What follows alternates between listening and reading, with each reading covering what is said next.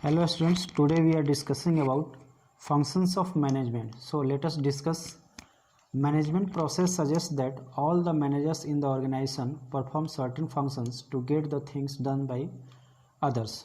तो देखिए मैनेजमेंट में क्या है कि दूसरों से काम कराना होता है, ये तो पता ही है, मालूम ही है.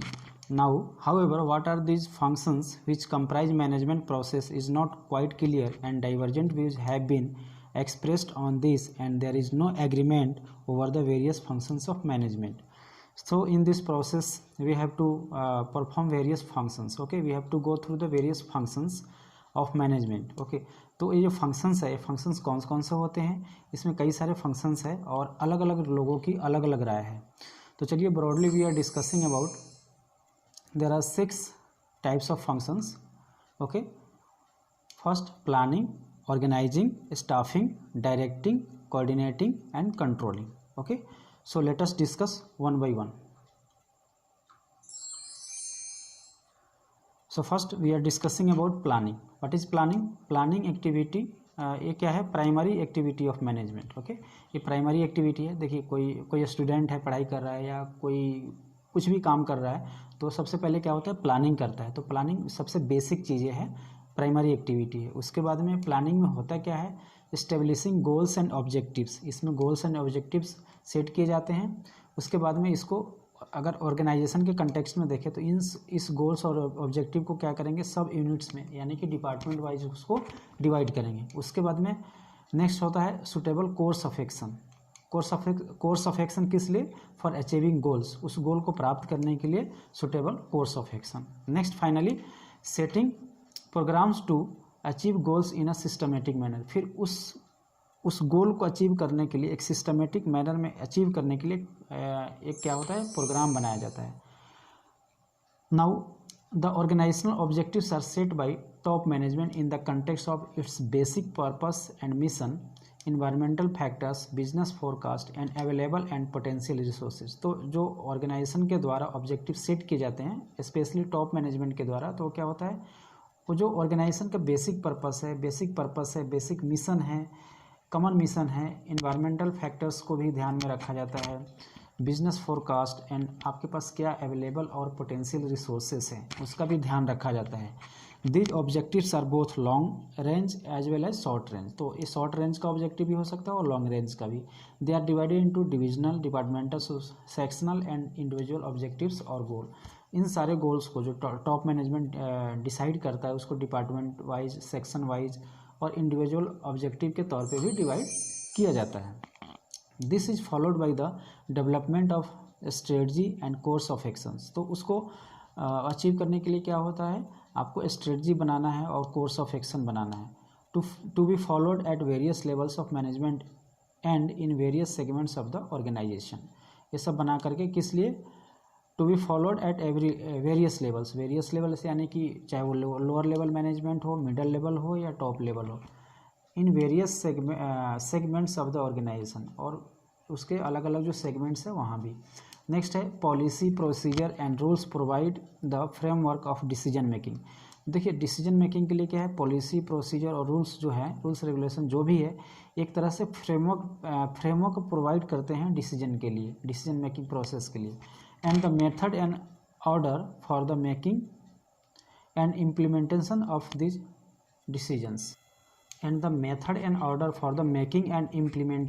these decisions. तो जो decisions होते हैं उसके लिए जो रूल्स रेगुलेशंस और ये जो प्रोसीजर्स है एक तरह से फ्रेमवर्क का काम करते हैं.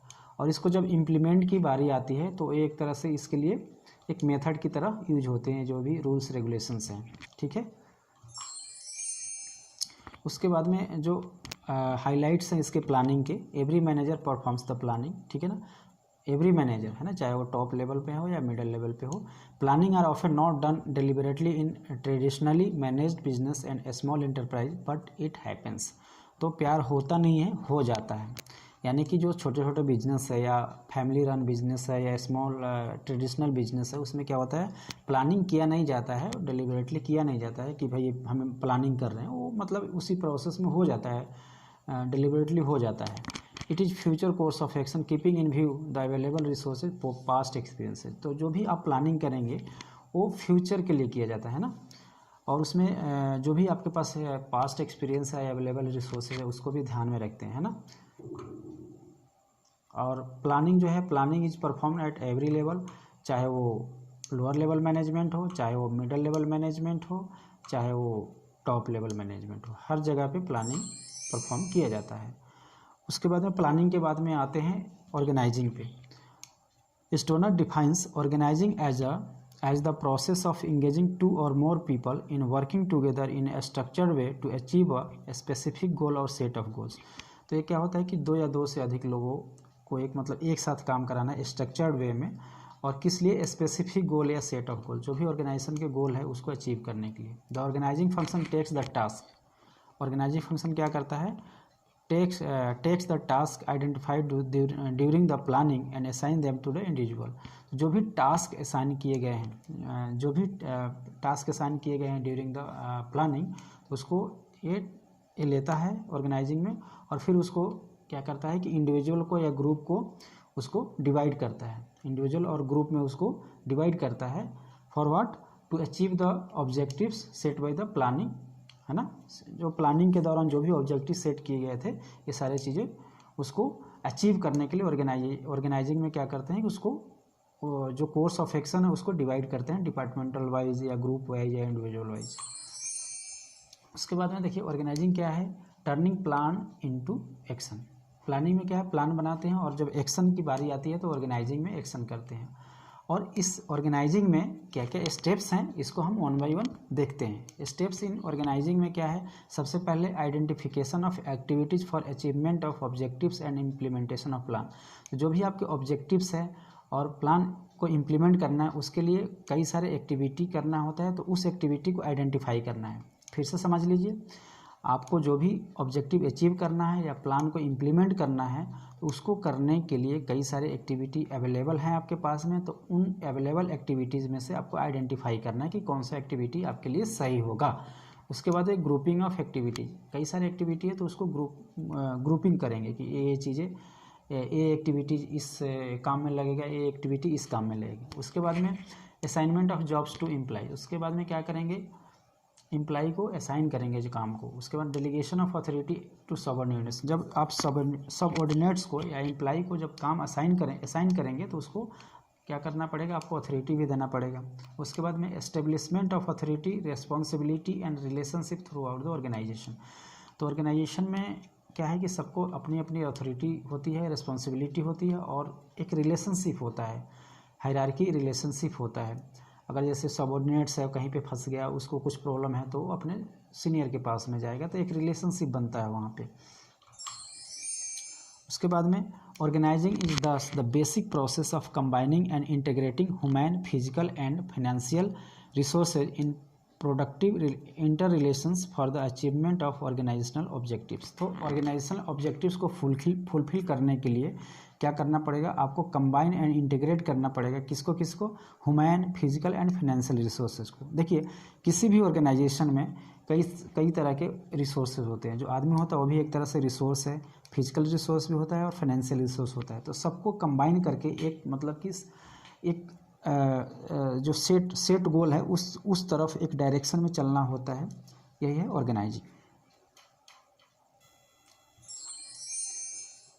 अब ऑर्गेनाइजिंग के बाद में आते हैं स्टाफिंग में। स्टाफिंग में क्या है कि ये बहुत ही इंपॉर्टेंट फंक्शंस है। Staffing is a continuous and vital function of management. अब देखिए होता क्या है, सबसे पहले ऑब्जेक्टिव सेट करते हैं, वो कहाँ पे सेट करते हैं, प्लानिंग के दौरान में। फिर जब ऑब्जेक्टिव सेट करते हैं तो उसके बाद में strategy, policy, programmes, procedure and rules को फॉर्मुलेट करते हैं, ठीक है ना। और जो भी ऑब्जेक्टिव आपने सेट किया है उसको फुलफिल करने के लिए, उसको एकम्प्लिश करने के लिए आपको ऑर्गेनाइजिंग करना पड़ता है। अब ऑर्गेनाइजिंग के बाद में क्या होता है, after planning and organizing staffing का नंबर आता है। और इस स्टाफिंग जो होता है इसमें भी कई सारे सब फंक्शंस होते हैं, जैसे man power planning involving determination of number and the kind of personal required. किसी भी ऑर्गेनाइजेशन में कितने आदमी चाहिए और किस किस प्रकार के आदमी चाहिए, टेक्निकल वाले कितने चाहिए, नॉन टेक्निकल वाले कितने चाहिए, है ना, किसी स्पेसिफिक स्किल वाले कितने चाहिए। तो ये सारे चीज़ें मेन स्टाफिंग के दौरान होता है, पहला स्टेप। एंड दूसरा क्या है, recruitment for attracting adequate number of potential employees.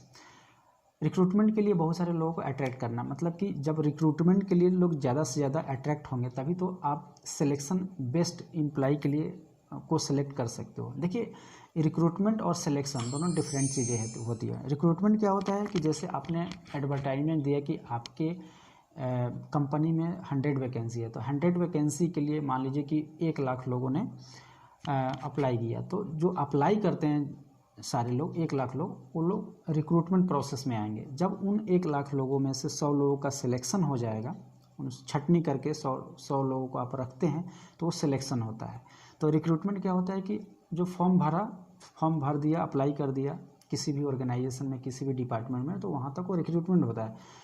उसमें से फिर छटनी होकर जो उसमें चले जाते हैं ऑर्गेनाइजेशन में, जो बेस्ट सूटेबल आदमी होता है वो होता है सिलेक्शन। उसके बाद में जब सिलेक्शन हो जाएगा तो उसका प्लेसमेंट होगा, कहाँ पे वो काम करेगा, इंडक्शन होगा, ओरिएंटेशन होगा। जब कुछ दिन काम करेगा तो उसका ट्रांसफ़र होगा, प्रमोशन होगा, टर्मिनेशन होगा, ले ऑफ होगा, और टाइम टू टाइम उसका ट्रेनिंग और डेवलपमेंट होगा for the benefit of the organization as well as individual also. उसके बाद में डायरेक्टिंग आता है। डायरेक्टिंग में की पॉइंट्स क्या है? Job assign to subordinates have to be explained and clarified. Directing में क्या होता है कि क्लियर कट एक्सप्लेनेशन चाहिए कि भाई उसको क्या करना है, उस स्टाफ को किसको क्या करना है, डायरेक्टिंग में आता है। और गाइडेंस प्रोवाइड करना है। डायरेक्टिंग का मतलब हुआ कि भाई लीडरशिप प्रोवाइड करना है, गाइडेंस प्रोवाइड करना है, और एक लीडर को क्या है कम्युनिकेट करना है अपने सबऑर्डिनेट्स को, और एक लीडरशिप क्वालिटी शो ऑफ करना है टू दियर सबऑर्डिनेट्स। उसके बाद में आता है कोऑर्डिनेशन, मतलब कि समन्वय।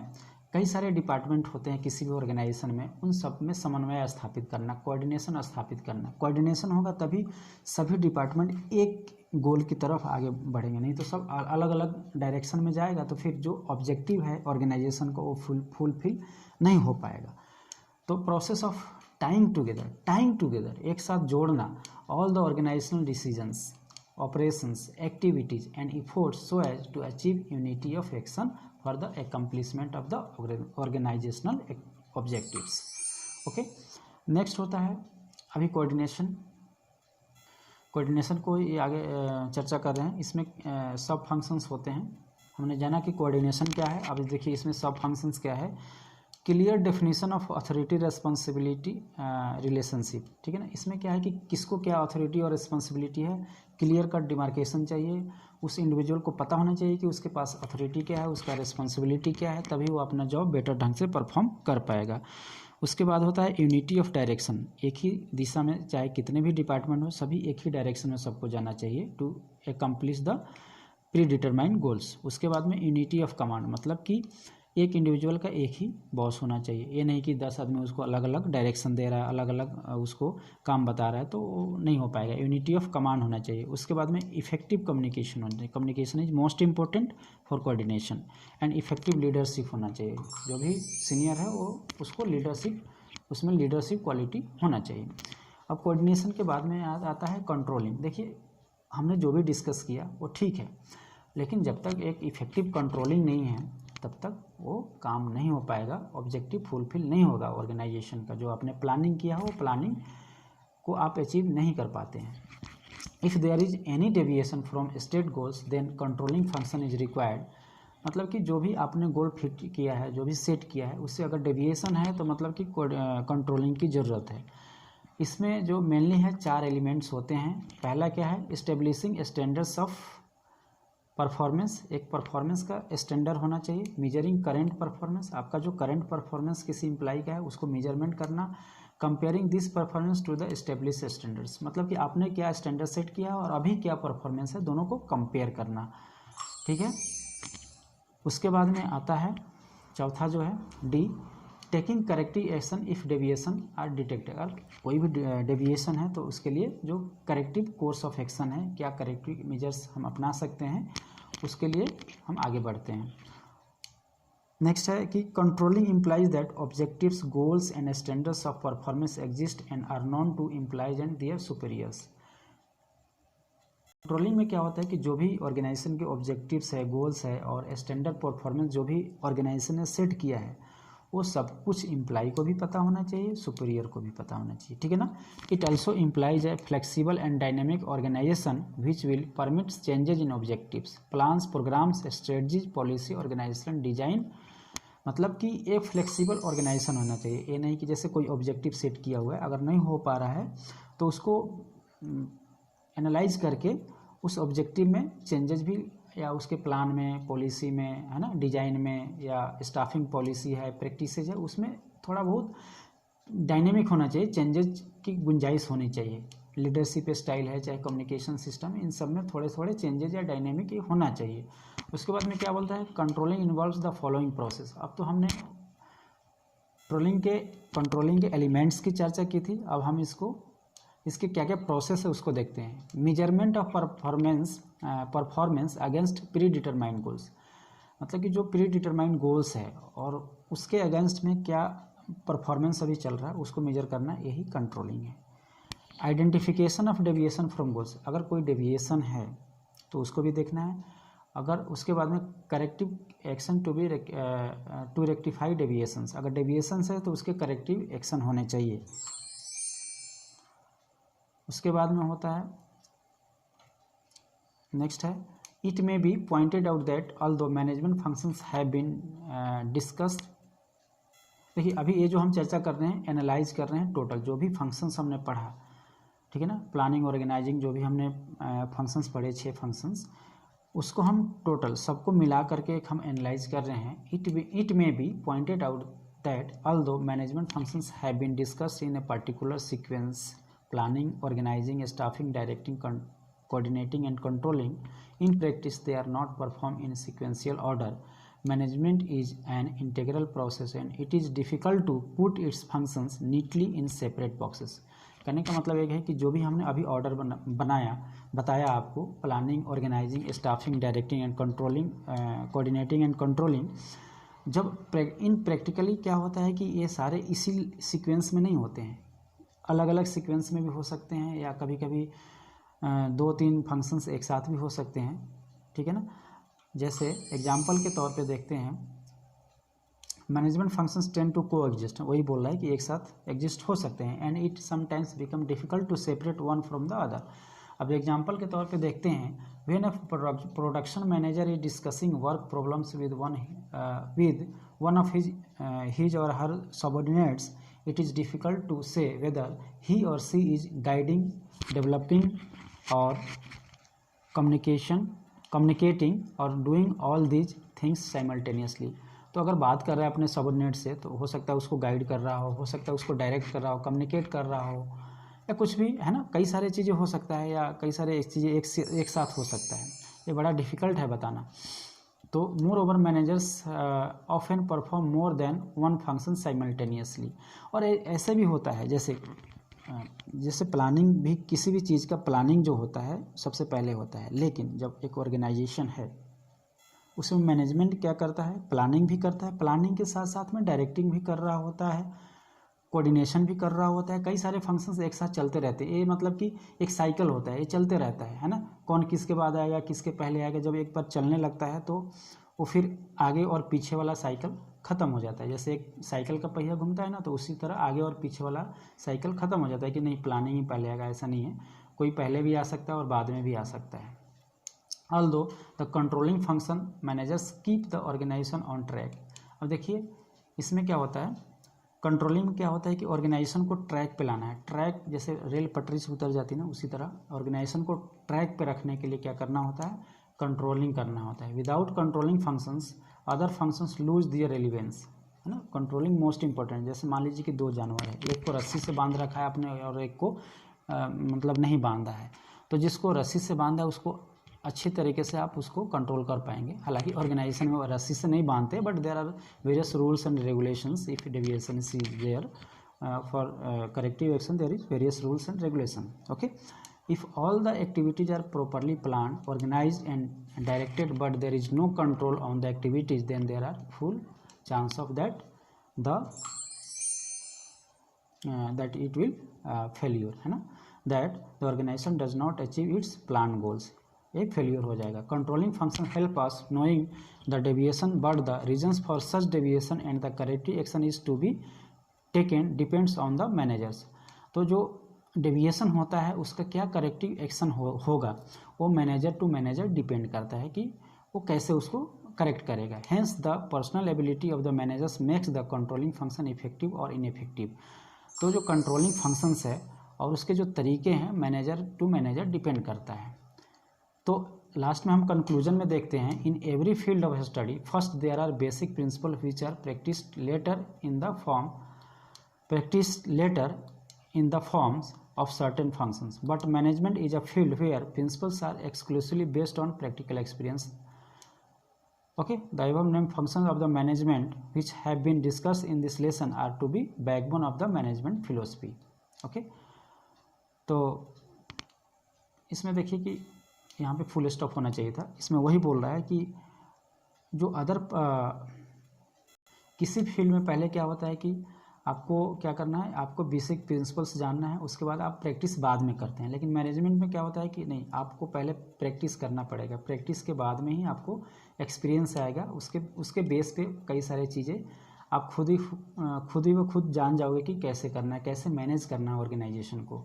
ठीक है ना, थ्योरी से यहाँ पे काम चलने वाला नहीं है।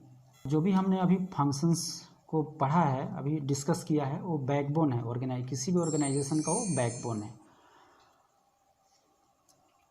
उसके बाद में क्या करता है, this functions are inter related as well as we need to perform them in sequenced order for getting the organisational objectives accomplished. तो इसको क्या है, सब एक दूसरे से रिलेटेड है, जो भी फंक्शंस हमने पढ़ा एक दूसरे से रिलेटेड है। And need to perform them in sequenced order for getting the organisational objectives accomplish. और ऑर्गेनाइजेशनल ऑब्जेक्टिव्स को एकम्प्लिश करने के लिए उसको एक सीक्वेंस में, है ना, उसको सीक्वेंस में परफॉर्म करना इज़ नेसेसरी, बट ज़रूरी नहीं है।